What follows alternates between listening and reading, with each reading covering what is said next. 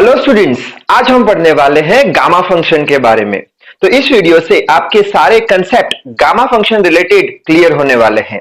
So I hope you are ready with your pen and paper. So without wasting much time let us start this video. तो सबसे पहले ये जो gamma function है उसका use समझ लेते हैं। तो ये जो गामा फंक्शन है वो जो कॉम्प्लिकेटेड इंटीग्रल्स होते हैं उनको सॉल्व करने के लिए गामा फंक्शन का यूज होता है। अब कॉम्प्लिकेटेड इंटीग्रल्स यानी क्या? जैसे कि कोई इंटीग्रेशन का न्यूमेरिकल है तो वो इंटीग्रेशन के न्यूमेरिकल में आपको कौन सा ऑपरेशन परफॉर्म करना होगा? इंटीग्रेशन का ऑपरेशन। लेकिन अगर इंटीग्रेशन के ऑपरेशन के साथ साथ एक और ऑपरेशन भी अगर आपको परफॉर्म करना पड़े तो उसे बोल देंगे कॉम्प्लेक्स इंटीग्रल्स। तो ये जो गामा फंक्शन है वो कॉम्प्लेक्स इंटीग्रल को सॉल्व करने के लिए यूज किया जाता है। ठीक है, अच्छा, बाद में ये जो गामा फंक्शन है या फिर बोल लो गामा है, उसका नोटेशन अगर मैं आपको बताऊं तो नोटेशन कुछ ऐसा होता है। ठीक है, कुछ कुछ स्क्वायर रूट जैसा। ये हो गया हमारा गामा फंक्शन। जनरली हम यहां पे एन लिखते हैं, एन ऑफ गामा यानी गामा फंक्शन ऑफ एन। अगर आप एम लिखोगे तो हम बोल देंगे गामा फंक्शन ऑफ एम। ठीक है, तो ये गामा फंक्शन हो गया एन का। अगर हम इसके डेफिनेशन की बात करें तो डेफिनेशन ऐसा बताती है कि गामा एन की जो वैल्यू है वो इसके बराबर होती है integration of 0 to infinite e raise to minus x x raise to n minus 1 किसका? डीएक्स का। ठीक है, अब आप बोलोगे सर ये क्या लिख गए आप? मुझे भी अभी समझ में नहीं आ रहा मैं क्या लिख रहा हूं। थोड़ी देर में आपको सारी चीजें समझ में आने वाली है। अभी आप मैं जो भी चीज लिख रहा हूं उसे सिर्फ याद रखो, बाद में सब क्लियर होने वाला है। ठीक है, तो डेफिनेशन के हिसाब से ये याद रखना अच्छे से, gamma of n is equal to integration of 0 to infinity e raise to minus x x raise to n minus 1 dx. याद रखो, फिलहाल याद रखो, सारी चीजें समझ में आ जाएगी।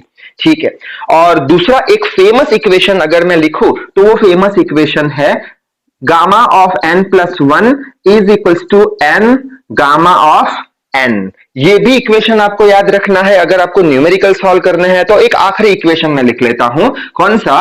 Gamma of n plus 1 is equals to n factorial. ठीक है, मोस्ट ऑफ द न्यूमेरिकल्स आपके ये तीन इक्वेशन से सॉल्व होने वाले हैं। और एक लास्ट चीज याद रखना, कौन सी? गामा ऑफ 1/2 हमेशा होता है रूट पाई के बराबर। ठीक है, ये जो इक्वेशन है 1 2 3 और ये याद रखना। ये अगर चीज आपको याद रह गई दिमाग में तो सारे ऑलमोस्ट मैं बोल सकता हूं 95% जो न्यूमेरिकल है गामा फंक्शन के आप आसानी से उसे सॉल्व कर दोगे। ठीक है, अच्छा, अब सर ये क्या लिख गए समझाओ। तो न्यूमेरिकल देखेंगे तभी आपको समझ में आने वाला है। ठीक है, तो न्यूमेरिकल पहले देख लेते हैं फिर ये समझ में आ जाएगा आपको। जैसे कि फर्स्ट न्यूमेरिकल में लिख लेता हूं, जैसे कि इवेल्युएट ले ले गामा ऑफ 11 ले लेते हैं। ठीक है, इसकी वैल्यू हमें फाइंड करनी है। अच्छा, अब गामा ऑफ 11 लेना है यानी कि यहां पे इंटीग्रेशन है? नहीं है सर इंटीग्रेशन, इसका मतलब ये इंटीग्रेशन वाला फॉर्मूला यूज होगा? नहीं सर, ये तो यूज होगा नहीं। तो कौन सा होगा? सर ये यूज हो सकता है या फिर ये यूज हो सकता है। दोनों में से कौन सा यूज करें? जो इजी है वो ही यूज करेंगे। तो ये वाला कुछ कॉम्प्लिकेटेड सा लगता है, एन ऑफ गामा एन। ये वाला सिंपल है, सीधा एन फैक्टोरियल कर दो, आंसर मिल जाएगा। ठीक है, तो हम ये वाला इक्वेशन अप्लाई करते हैं यहां पर। अगर ये वाला इक्वेशन अप्लाई करना है तो हमें ये जो दी गई वैल्यू है उसे n प्लस 1 के फॉर्म में कन्वर्ट करना पड़ेगा, तभी जाके n फैक्टोरियल लिख पाएंगे। ठीक है, अब सर यहां पे तो 11 लिखा हुआ है, n प्लस 1 कैसे कन्वर्ट करें? तो एक चीज याद रखना, क्या? कि जो वैल्यू हमें दी गई है उसके बराबर n प्लस 1 कर देना। वापस एक बार, जो वैल्यू दी गई है उसके बराबर n प्लस 1 कर देना। कैसे? तो यहां पे हम सॉल्यूशन करने जा रहे हैं। जैसे कि n प्लस 1 किसके बराबर होना चाहिए? 11 के बराबर। ठीक है, तो n is equal to 11 minus 1 हो गया, तो n इज इक्वल टू 10 हो गया। यानी n की वैल्यू कितनी है? 10 है। यहां पे 10 प्लस 1 करना पड़ेगा तभी तो 11 आएगा। ठीक है, तो ये जो हमारी टर्म है कौन सी? गामा ऑफ 11, इसे हम n प्लस 1 में कैसे लिखेंगे? n हो गया 10 और ये हो गया प्लस 1। ठीक है, अब ये 10 प्लस 1 तो n प्लस 1, अगर ये दोनों को इक्वेशन को कंपेयर कराते हैं तो ये 1 की जगह 1 ठीक है, n की जगह 10 ठीक है, यानी इसका आंसर क्या है n फैक्टोरियल। तो इसका आंसर भी n फैक्टोरियल होगा और यहाँ पे n कितना है 10 के बराबर है, तो इसका आंसर कितना हो जाएगा 10 फैक्टोरियल हो जाएगा। 10 फैक्टोरियल यानी क्या आपको मालूम है 10 इंटू 9 इंटू 8 इंटू 7 इंटू 6 5 4 3 2 1 ठीक है। कैलकुलेटर पे अगर आप इसको सॉल्व करोगे 10 फैक्टोरियल को तो इसका आंसर कुछ करीब आपका 3628800 के आसपास आने वाला है। ये हो गया हमारा आंसर किसका गामा ऑफ 11 का। तो एक चीज कंफर्म हो गई कौन सी कि ये वाला जो इक्वेशन है ये इक्वेशन आपको कब यूज करना है जब आपको एग्जाम में दी गई वैल्यू इंटीजर हो। इंटीजर का मतलब क्या 1 2 3 4 1.5 नहीं 2.6 नहीं, जो राउंड ऑफ फिगर है उसे इंटीजर वैल्यू बोलते हैं। या फिर डिवाइड में कुछ नहीं 1/2 3/2 4/9 ऐसा कुछ नहीं, इंटीजर यानी राउंड ऑफ वैल्यू 1 2 3 4 5 कोई भी राउंड ऑफ वैल्यू जब भी दी गई हो तब ये वाला इक्वेशन आपको यूज करना है ठीक है। अच्छा सर ये इक्वेशन तो अच्छे से समझ में आ गया कि इंटीजर हो तब ये इक्वेशन लगाएंगे ठीक है। अब सर ये इक्वेशन कब लगाएंगे तो जब इंटीजर नहीं हो तब लगाएंगे। कैसे, और एक न्यूमेरिकल देख लेते हैं। तो यहाँ पे एक और न्यूमेरिकल सॉल्व कर देते हैं, जैसे कि सेकंड न्यूमेरिकल ले लेते हैं इवेल्युएट कितना ले ले सपोज करते हैं 7/2 7/2 को हम उसका वैल्यू गामा ऑफ 7/2 का फाइंड करेंगे। अच्छा वापस से बोलोगे सर ये वाला इक्वेशन लगा दे, मैं बोलूंगा नहीं लगा पाएंगे। क्यों, क्योंकि ये वाला इक्वेशन कब लगाते हैं जब दी गई वैल्यू इंटीजर हो, राउंड ऑफ हो, पॉइंट में हो, डिवाइडेड बाय कुछ ना हो। यहाँ पे डिवाइडेड बाय है 7/2 है, तब हम कौन सा इक्वेशन यूज करेंगे, ये वाला इक्वेशन यूज करेंगे। कैसे यूज करेंगे देख लेते हैं ठीक है। अब ये वाला इक्वेशन अप्लाई करना है हमें, तो हमें क्या करना पड़ेगा, जो हमें एग्जाम में वैल्यू देके रखी है उसे n+1 के फॉर्म में कन्वर्ट करना पड़ेगा। कैसे कन्वर्ट करना पड़ेगा, अभी मैंने बोल दिया, जो वैल्यू दी है वो किसके बराबर मान लो, n+1 के बराबर मान लो। तो यहां पे मैं साइड पे लिखता हूं क्या कि n+1 जो है हमारा वो कितना है 7/2 है। तो n इज इक्वल टू कितना होगा 7/2 -1 होगा। n इज इक्वल टू ये कितना हो जाएगा, एलसीएम ले लेते हैं, एलसीएम तो आपको आता है, ये कितना हो गया 5/2 ठीक है। यानी n की जगह कितना लिखेंगे 5/2, तो यहाँ पे 5/2 +1 करेंगे। तो देख लेते हैं 5/2 +1 करने पर क्या आएगा 5 + 2/2 तो 7/2। हाँ सर 7/2 आ रहा है, यानी 5/2 +1 आप लिख सकते हो। तो ये किसके बराबर हो जाएगा, ये 7/2 किसके बराबर हो जाएगा, ये हो जाएगा हमारा गामा ऑफ 5/2 +1 ठीक है। 5/2 +1 करोगे कितना आएगा 7/2। ये हमने क्यों किया, क्योंकि हमें ये जो दी गई वैल्यू है उसे हमें n+1 के फॉर्म में एक्सप्रेस करना है। यानी यहाँ पे 1 यहाँ पे 1 यहाँ पे n, तो n कितना हो गया 5/2, n कितना हो गया 5/2 ठीक है। अब ये जो इक्वेशन आया n+1, ये n+1 पे अब कौन सा फॉर्मूला लगाएंगे, अब हम ये वाला फॉर्मूला लगाएंगे n into gamma of n। कैसे लगाए सर, n की वैल्यू क्या है, ये 5/2, तो 5/2 लिख ली मैंने ठीक है। गामा ऑफ n, n क्या है हमारा 5/2 ही है ठीक है। आगे बढ़ते हैं 5/2, अब क्या 5/2 आया ठीक है, वापस से क्या आई फ्रैक्शन वैल्यू आई ठीक है, इंटीजर नहीं है फ्रैक्शन वैल्यू है, तो वापस से ये इक्वेशन लगाना पड़ेगा। ये इक्वेशन अगर लगाना है तो ये जो गामा में है उसे n+1 के फॉर्म में कन्वर्ट करना पड़ेगा। तो कैसे करें, n+1 बराबर 5/2 ले लो, तो यहां पे लिख लेता हूं n+1 बराबर 5/2 ले लो। So n is equal to 5/2 -1 हो गया, तो ये कितना हो गया 5 - 2/2 हो गया 3/2, यानी n का वैल्यू कितना आया 3/2। तो यहां पे लिख ले n का वैल्यू 3/2 +1 यानी 1 लिख लिया। अब चेक करते हैं कैसे कि 3/2 +1 करने पर क्या आंसर आएगा 3 + 2/2 तो 5/2 ठीक है। 3/2 +1 लिखेंगे तो 5/2 के बराबर होगा ठीक है। अच्छा आगे बढ़ते हैं 5/2 अब ये n+1 के फॉर्म में आ चुका है, तो ये फॉर्मूला अप्लाई करेंगे n of gamma n। n क्या है, n है 3/2, गामा ऑफ n, n क्या है 3/2 2। ठीक है, वापस से आगे बढ़ते हैं, 5/2 इंटू 3/2। अब ये 3/2 वापस से कौन सी वैल्यू आई, फ्रैक्शन वैल्यू आई, फ्रैक्शन वैल्यू आई तो वापस से इसे n+1 के फॉर्म में कन्वर्ट करो। कैसे n+1 के फॉर्म को कन्वर्ट करेंगे, n+1 बराबर 3/2 ले लो, मैं डायरेक्टली लिख लेता हूं। क्या होगा इसका होगा 1/2 + 1 हो जाएगा। ठीक है, कैसे हुआ देख लेते हैं।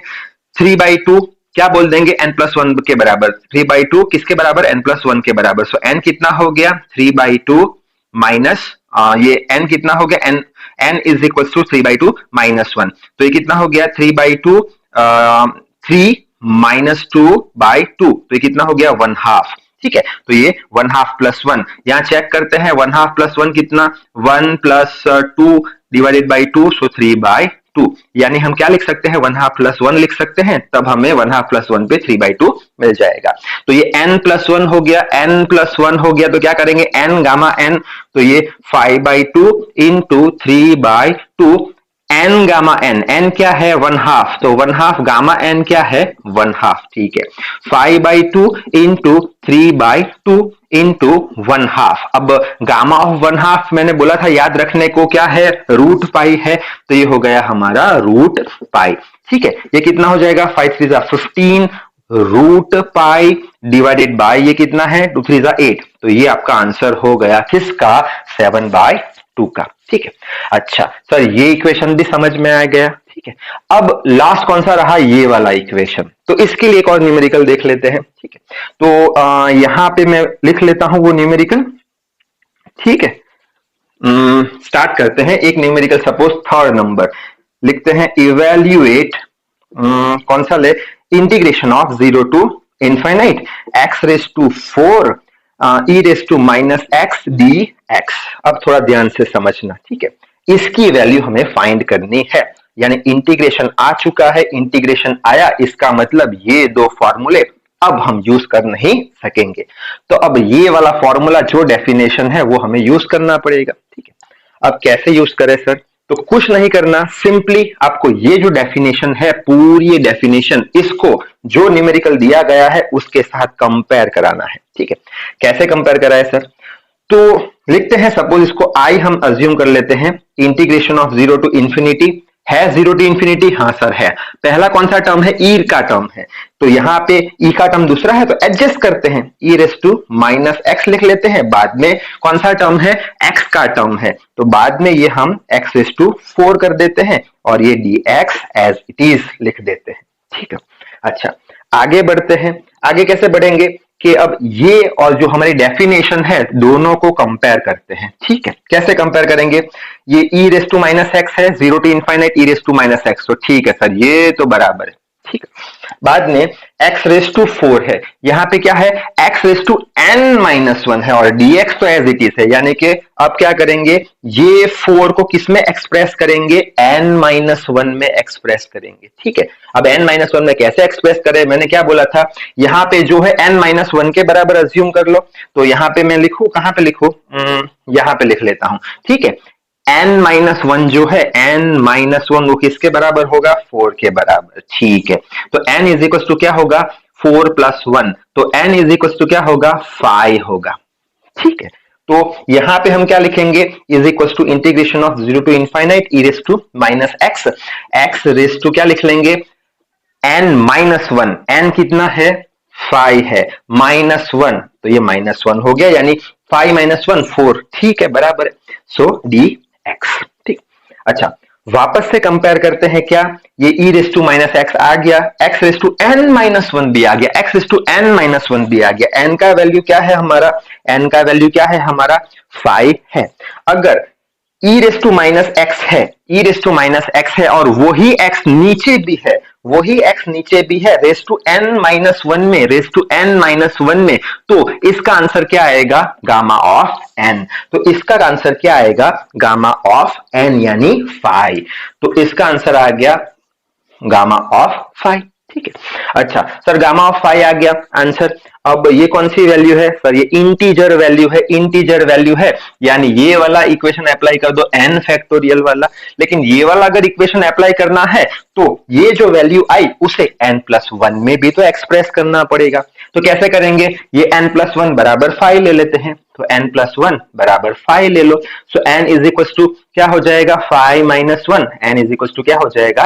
4। ठीक है, तो इसको इसमें कन्वर्ट कर रहे हैं। क्यों कर रहे हैं? क्योंकि सर हमें ये फॉर्मूला अप्लाई करना है, n+1 यहां पे अगर करेंगे तभी ये फॉर्मूला अप्लाई होगा। सॉरी, ये वाला तो कौन सा है? इससे भी आप कर सकते हो, ये वाले फॉर्मूले से हम सॉल्व करेंगे। ठीक है, तो क्या कर दे हम इसको, n कितना आया? 4, n+1, n+1, 4+1। ठीक है, अच्छा 4+1 आ गया। अगर ऐसा कुछ है आपके पास n+1 तो आप क्या लिखते हो? n factorial, n factorial. ठीक है, तो यहाँ पे 1 है, 1 है, n इज इक्वल टू कितना है? 4 है, n इज इक्वल टू 4 है, तो इसका आंसर कितना आएगा? n फैक्टोरियल यानी 4 फैक्टोरियल। 4 फैक्टोरियल यानी क्या? 4 × 3 × 2 × 1। ठीक है, तो ये पूरे सम का आंसर क्या आएगा? 4 3 12, 2 24, यानी ये 24 आपका आंसर आ चुका है। अब थोड़ी और डिफिकल्टी लेवल बढ़ाते हैं, जल्दी से स्क्रीनशॉट ले लो। नेक्स्ट न्यूमेरिकल देख लेते हैं। अब ये न्यूमेरिकल शुरू करने से पहले एक इंपॉर्टेंट बात कि ये जो सारे फॉर्मूले हैं जो अभी हमने देखे, वो फॉर्मूले आप कब अप्लाई कर सकते हो? तो उसके लिए एक इंपॉर्टेंट कंडीशन है। कौन सी इंपॉर्टेंट कंडीशन है? कि अगर n की वैल्यू 0 से बड़ी होती है तभी जाके ये सारे फॉर्मूले आप यूज कर सकते हो। n की वैल्यू 0 से बड़ी यानी क्या? पॉजिटिव वैल्यू अगर होगी तभी आप इसे यूज कर पाओगे। अगर n की नेगेटिव वैल्यू आई 0 से छोटी, तब आप इसमें से कोई भी फॉर्मूला का यूज कर सकते नहीं। तो सिंपली याद रखना, पॉजिटिव के लिए फॉर्मूले वैलिड है, नेगेटिव के लिए वैलिड नहीं है। ठीक है, अब शुरुआत करते हैं नेक्स्ट न्यूमेरिकल की। क्या है? Evaluate 0 to infinite integration x⁻⁶ e⁻²x dx। क्या करेंगे सर? वापस इंटीग्रेशन आया, यही इक्वेशन यूज करना है। क्या करेंगे? इसको और इसको कंपेयर कराएंगे, एडजस्ट करेंगे। कैसे एडजस्ट करेंगे? सपोज ये i अज्यूम करते हैं इंटीग्रेशन ऑफ 0 to infinite। यहाँ पे e⁻x फर्स्ट है तो ये टर्म ले लेते हैं, e⁻²x। ठीक है, बाद में x का टर्म है, तो x⁻⁶ dx। ठीक, अच्छा अब क्या करें?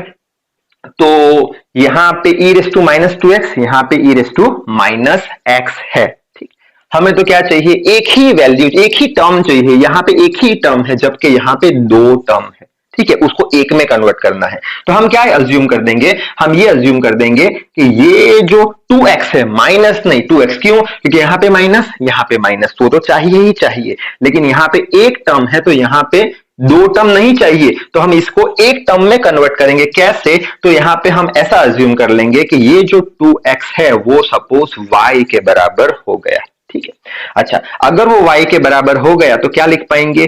e⁻, as it is 2x की जगह क्या लिखेंगे? y लिखेंगे। इतना समझ में आ गया? यानी y है, e⁻x है, एक ही टर्म अब आ चुकी है। ठीक है, आगे बढ़ते हैं। अब क्या करें? x⁻⁶ है। ठीक है, अब हमने क्या किया? y में कन्वर्ट किया, ये इक्वेशन को हमने y में कन्वर्ट किया यहाँ पे, तो ये भी y में कन्वर्ट होना चाहिए। x को रिमूव करना पड़ेगा। क्यों? y चाहिए अब हमें। ठीक है, तो x को रिमूव कैसे करेंगे? तो यहाँ पे आ जाओ, क्या लिखा है? 2x = y लिखा है। ठीक है, तो x की जगह पे हम क्या लिख सकते हैं? x की जगह पे हम y/2 लिख सकते हैं। यानी यहाँ पे जो x है उसकी जगह पे हम क्या लिख सकते हैं? y/2 होल रेज़ टू 6 तो है ही। ठीक, अच्छा आगे बढ़ते हैं। dx आया, हमें तो क्या चाहिए? y का फॉर्म चाहिए। ठीक है, तो अब इसे dx को dy में कन्वर्ट करना चाहते हैं, तो क्या करेंगे? वापस से आ जाओ यहाँ पे ही। ये क्या है? 2x = y है। हमें क्या चाहिए? dx की जगह dy चाहिए, तो यहाँ पे dy कब आएगा? जब इसका डिफरेंशिएशन करेंगे दोनों साइड। तो इसका डिफरेंशिएशन क्या होगा? 2 तो बाहर निकल जाएगा डिफरेंशिएशन से, कांस्टेंट हो जाएगा, और x का डिफरेंशिएशन 1 हो जाएगा। यानी 2 एज इट इज, x का 1 इज इक्वल्स टू, इसका differentiation with respect to x करना है, तो हम करेंगे d/dx ऑफ क्या? ऑफ y, यानी dy/dx आ गया।